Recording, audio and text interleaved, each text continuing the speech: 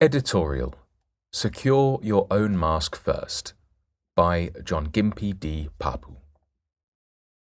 Jongimpi D. Papu, who holds a doctoral degree and a Doctor of Ministry, is editor of Ministry. Quote, "In the event of a loss of cabin pressure, oxygen masks will drop from the overhead panel. Pull the mask toward you to start the flow of oxygen. Place the mask over your nose and mouth, secure it with the elastic band, and breathe normally. If you are traveling with children or others who may need assistance, secure your own mask first before helping them." End quote. The airline safety announcement is familiar, but its logic feels foreign to a parent's heart. Everything in us wants to save our children first. On an airplane and in ministry, love is guided by wisdom. You put on your own mask first. Why? Because a suffocating parent and a gasping pastor are powerless to save others. A starving shepherd cannot feed the flock. Quote, "So when they had eaten breakfast, Jesus said to Simon Peter, 'Simon, son of Jonah, do you love me more than these?' 'Yes, Lord, you know that I love you.' He said to him, 'Feed my lambs.'" End quote. On this occasion, Jesus accomplished two things. He fed the disciples, and then he commissioned them through Peter to feed the flock. Only after the disciples had received from him were they entrusted with the responsibility to give to others. The command was not merely given after the breakfast, but when they had eaten.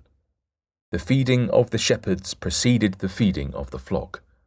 This order of activities was not merely a quantitative reference to sequential clock time. It spoke to something qualitative. The Greek language distinguishes between two kinds of time: chronos, which answers the question when, and kairos, which answers why now. Everything in this brief narrative moved toward this moment, the kairos. Why now? They had been fed, their masks were secured. This was the pregnant time, not the passing of time, the time that truly matters, not the time that is measured. They were ready to feed the flock. Jesus was the fish they needed. When Simon Peter said, quote, "I am going fishing," end quote, the others answered, quote, "We are going with you," end quote. They went out and climbed into the boat, yet the night yielded no catch. This was a mirror of a night 3 years earlier, recorded in Luke chapter 5, verses 1 through 11, when weary from labor, Peter had confessed to Jesus, quote, "Master, we have worked all night and caught nothing," end quote. Then, as now, Jesus beckoned them into the deep, and the impossible became abundant. Fish filled their nets, but more than that, a calling filled their hearts. Quote, "Do not be afraid. From now on, you will catch men," end quote. Yet this latest fishing expedition was more than a revival of an old fishing skill. It was a subtle sign of apostasy. After 3 years with Christ, the disciples felt abandoned. The death and resurrection of Jesus had shaken them.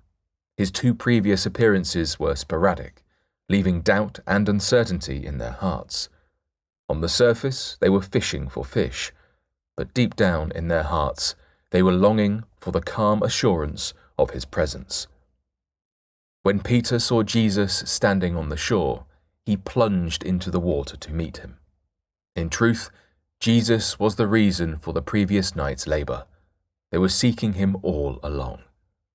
At his command, their nets overflowed with fish, and they brought the catch to Jesus.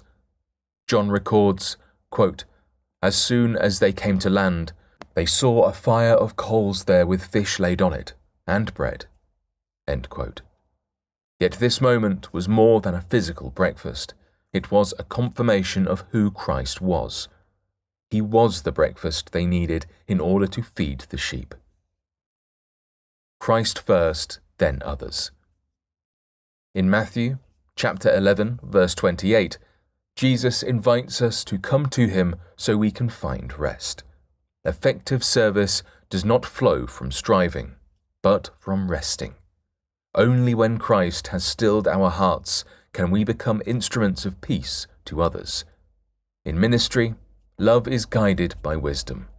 We are invited to feed the sheep, nourished first by Him who is our bread, guide, and shepherd.